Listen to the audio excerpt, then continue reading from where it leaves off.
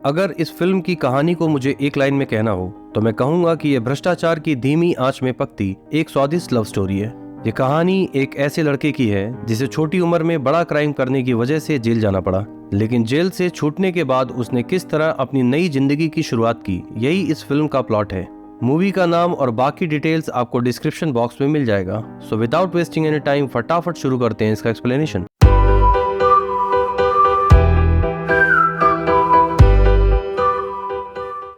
ये कहानी है क्रॉक नाम के एक लड़के की जो टीन एज के दिनों में गैंगस्टर हुआ करता था। यह अपने बॉस के लिए इतना ज्यादा वफादार था कि 16 साल की उम्र में अपने बॉस के कहने पर इसने राइवल गैंग के लीडर की हत्या कर दी और बाद में सारा इल्जाम अपने ऊपर लेने की वजह से इसे 8 साल की सजा होती है। आज वो दिन है जब क्रॉक अपनी सजा पूरी करने के बाद जेल से बाहर आया है। इतनी कम उम्र में इतने ज्यादा साल जेल में बिताने की वजह से क्रॉक की सोशल स्किल डेवलप नहीं हो पाई और यही वजह है कि वो अंदर से बच्चों जैसा ही है। जेल से छूटने के बाद क्रॉक को समझ नहीं आता कि वो आखिर कहाँ जाए, क्योंकि जेल जाने से पहले वो अपने दादा दादी के साथ रहा करता था जो अब इस दुनिया में नहीं रहे। शहर की सड़कों पे घूमते हुए उसे किसी बिल्डिंग के बाहर अपने बॉस का पोस्टर दिखाई देता है। इसके बाद क्रॉक उस ऑफिस के अंदर जाके अपने बॉस के बारे में पता करता है। क्रॉक के बॉस का नाम है मिस्टर ली, जो पॉलिटिक्स में आने की वजह से अब सिटी काउंसलर बन चुका है। वो क्रॉक को देखते ही पहचान लेता है, लेकिन सिटी काउंसलर होने की वजह से उसके तेवर अब थोड़े बदले हुए से थे। वो क्रॉक से कहता है, मेरा एक पुराना अपार्टमेंट काफी दिनों से खाली है, तुम चाहो तो कुछ दिनों के लिए वहां रह सकते हो। और इसके बाद वो अपनी तिजोरी से 1 लाख रुपए निकाल के उसे देता है। क्रॉक उससे कहता है, लेकिन हमारी बात तो 5 लाख रुपए की हुई थी। ली उससे कहता है कि पिछले 8 सालों में समय काफी बदल चुका है, तो जो मिल रहा है उसी में खुश रहो। क्रॉक ली से रिक्वेस्ट करता है कि वो उसे अपने ऑफिस में कोई जॉब दे दे। ली इस बात पे राजी हो जाता है और उससे कहता है कि खुद के लिए कुछ ढंग के कपड़े खरीद के कल से ज्वाइन कर लो। इसके बाद क्रॉक अपने लिए थोड़ी शॉपिंग करता है और फिर अगले दिन से वो ली का ऑफिस ज्वाइन कर लेता है।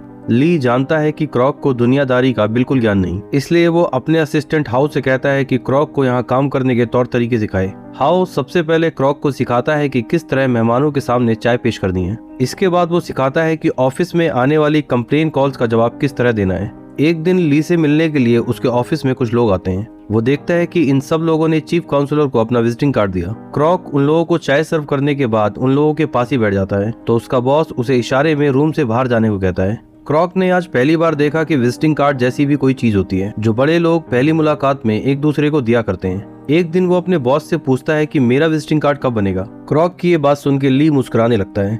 एक दिन क्रॉक किसी बड़े से गुलदस्ते के साथ शहर से बाहर किसी जगह पे जा रहा था। ये गुलदस्ता उसके बॉस ली ने संवेदना प्रकट करने के लिए भिजवाया था, क्योंकि इस गांव में एक बुजुर्ग आदमी की डेथ हो गई है। मरने वाले आदमी की एक बेटी है जिसका नाम है फिली। क्रॉक उसके सामने इस घटना के लिए शोक व्यक्त करता है। फिली को जब पता चलता है कि ये फूल काउंसलर ऑफिस से आए हैं तो वो भड़क जाती है और उससे कहती है कि तुम पॉलिटिक्स करने वाले लोग ऐसे ही मौकों को इंतजार में रहते हो। हमारी प्रॉब्लम सुनने के लिए तुम लोग यहाँ कभी नहीं आते, लेकिन वेडिंग्स और फ्यूनरल में अपनी राजनीति चमकाने के लिए तुम हमेशा पहुंच जाते हो। फिली की ये बातें सुन के क्रॉक को कुछ भी समझ नहीं आता, क्योंकि उसकी नजर में उसका बॉस एक अच्छा इंसान है। वो फिली से पूछता है कि आखिर उसकी प्रॉब्लम क्या है। वो क्रॉक को बताती है कि नाली जाम होने के कारण पिछले कुछ महीनों से मेरे खेत में पानी नहीं पहुंच रहा, जिसकी कंप्लेन करने के लिए मैंने काउंसलर ऑफिस में कई बार कॉल की, लेकिन आज तक उन्होंने इस पर कोई भी एक्शन नहीं लिया। क्रॉक अपने बॉस का शेड्यूल चेक करने के बाद उसे वेडनेसडे को बॉस से मिलने के लिए अपॉइंटमेंट देता है। फिली को ये देख के हैरानी होती है कि गवर्नमेंट ऑफिस में काम करने वाले लोग इतने शरीफ कब से होने लगे। अगले सीन में हम देखते हैं कि चीफ काउंसलर से मिलने के लिए फिली उसके ऑफिस गई है। क्रॉक अपने बॉस को फिली से इंट्रोड्यूस करवाता है। फिली की सारी प्रॉब्लम सुनने के बाद ली उसे भरोसा दिलाता है कि वो बहुत जल्द इस पे कुछ एक्शन लेगा, और साथ ही वो क्रॉक से कहता है कि वो फिली के साथ जाके उसकी फील्ड का सर्वे करे। क्रॉक अपने बॉस से पूछता है कि ये फील्ड सर्वे क्या होता है। ली कहता है कुछ खास नहीं, बस फिली के साथ जाके उसके खेत और आसपास का फोटो खींच के ले आओ। इसके बाद क्रॉक बड़ी खुशी खुशी इस फील्ड सर्वे के लिए जाता है। वहां पहुंच के वो फिली के खेत की 2-4 फोटोज खींचता है। फिली इस बात को समझ जाती है कि क्रॉक को फील्ड सर्वे के बारे में कोई जानकारी नहीं, इसलिए वो खुद उसे नाली का वो हिस्सा दिखाती है जहाँ से वाटर ब्लॉक हुआ है। इसके बाद वो क्रॉक को बताती है कि कुछ लोग यहाँ पे फैक्ट्री खोलने के लिए मेरी जमीन को खरीदना चाहते हैं, लेकिन मैं इस जमीन को नहीं बेचना चाहती, क्योंकि ये मेरे पूर्वजों की आखिरी निशानी है। इसके बाद क्रॉक फील्ड सर्वे के फोटोज अपने बॉस को जाके देता है, लेकिन ली इस काम में कोई इंटरेस्ट नहीं दिखाता। इसके 1 महीने बाद फिली इनके ऑफिस में फिर से कॉल करती है। क्रॉक फिली की आवाज पहचान लेता है और उसके हालचाल पूछता है। वो क्रॉक पे गुस्सा करते हुए कहती है कि पिछले 1 महीने में मेरी कंप्लेन पे कोई एक्शन नहीं लिया गया। क्रॉक कहता है कि उसे इस बारे में कुछ भी नहीं पता, इसलिए आज शाम वो अपने बॉस से फिर से बात करेगा। अगले सीन में हम देखते हैं कि फिली से मिलने के लिए क्रॉक उसके गांव गया है। यहाँ वो देखता है कि कुछ बड़े से ड्रम्स में फिली नदी का पानी भर रही है ताकि वो अपने खेत में लगी फसल की सिंचाई कर सके। क्रॉक भी इस काम में उसकी मदद करने की कोशिश करता है, लेकिन फिली उसे अपने से दूर हटाती है, जिस वजह से पानी की बकेट फिली के ऊपर गिरती है। वो क्रॉक पे नाराज होते हुए कहती है कि तुम्हारा बॉस मेरी हेल्प नहीं करेगा, इसलिए तुम भी यहाँ से दफा हो जाओ।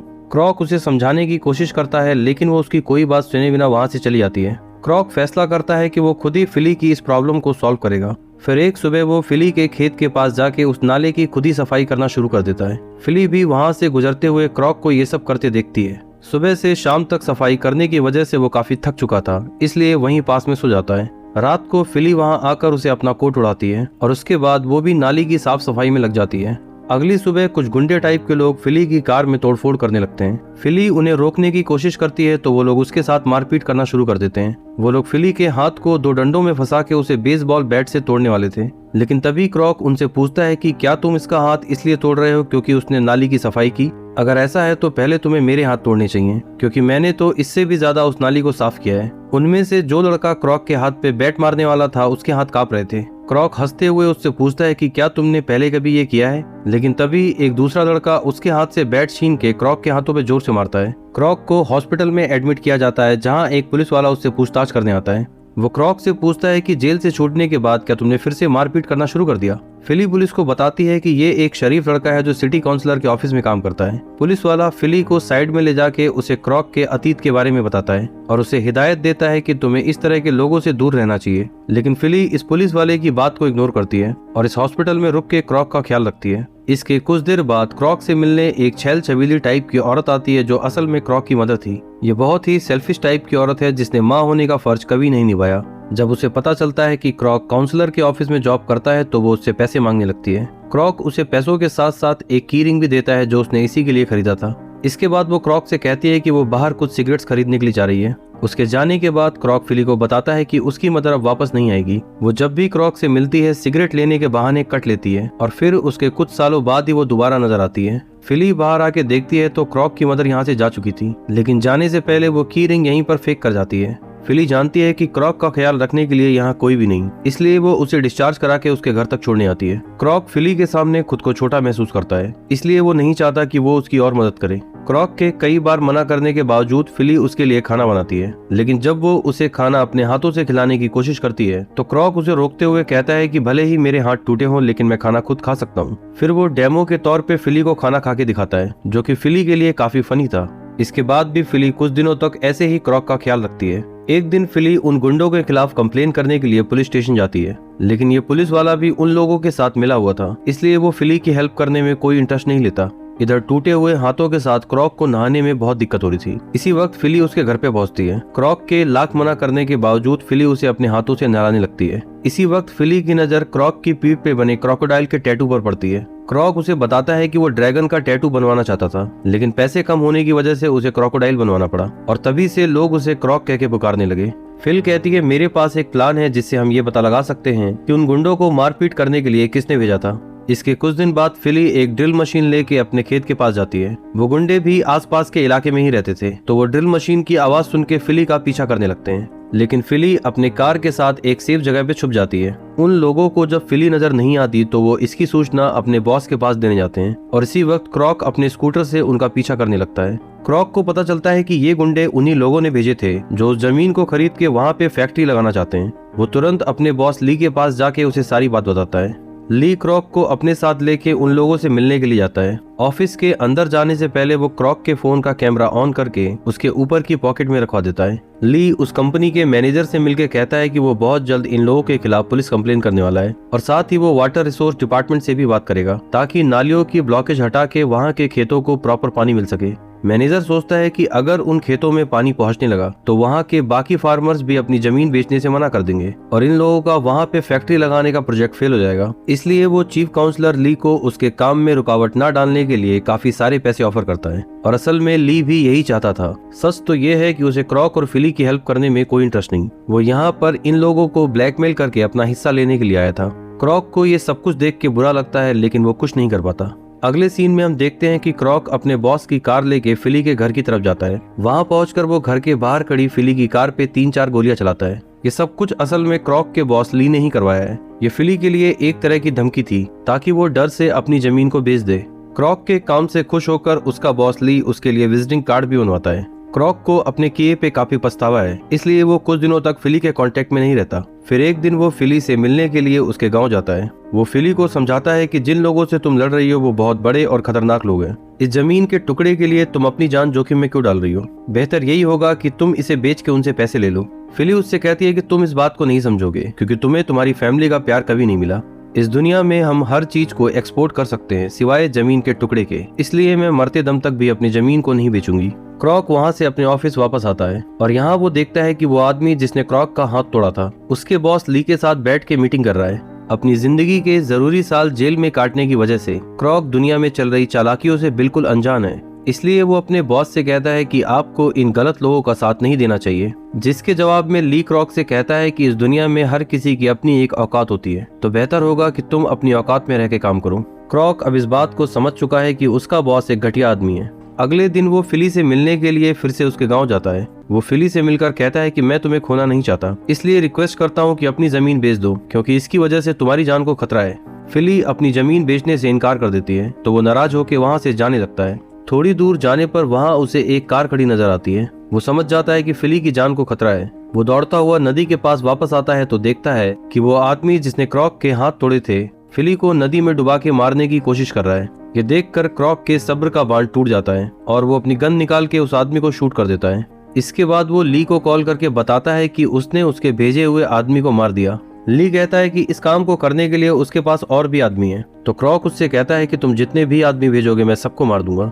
ये सब कुछ देख के फिली काफी डर जाती है। वो क्रॉक से कहती है कि मेरे लिए इस जमीन से भी ज्यादा इम्पोर्टेंट तुम हो, मैं तुम्हें फिर से जेल जाते नहीं देख सकती, इसलिए प्लीज यहाँ से भाग के कहीं दूर चले जाओ। क्रॉक कुछ कदम चलने के बाद फिली के पास वापस आकर उसे किस करने लगता है। ये दोनों एक दूसरे से गले लग के रोने लगते हैं। अगले सीन में हम देखते हैं कि इन सब बातों से परेशान होकर फिली उन लोगों को अपनी जमीन बेच देती है। पुलिस फिली से क्रॉक के बारे में पूछताछ करते हुए उसे बताते हैं कि जिस गन से उस लड़के का मर्डर हुआ और जिस गन से तुम्हारी कार पे गोलियां चलाई गईं वो दोनों एक ही थीं, जिसका मतलब साफ है कि ये दोनों काम करने वाला क्रॉक ही था।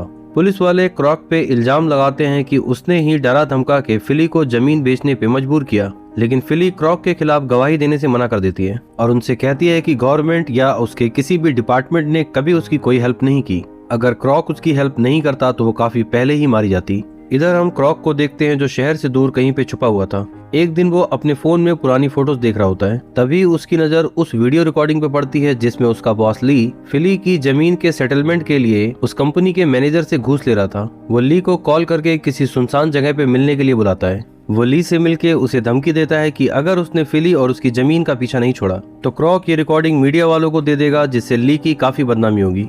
ली उससे कहता है कि अब कोई फायदा नहीं क्योंकि फिली अपनी जमीन बेच चुकी है। तो क्रॉक उससे कहता है कि फिली की जमीन वापस करके उसे परेशान करना बंद कर दो। क्रॉक को डराने के लिए ली अपने एक आदमी को बुलाता है जो छुप के इसके साथ आया था।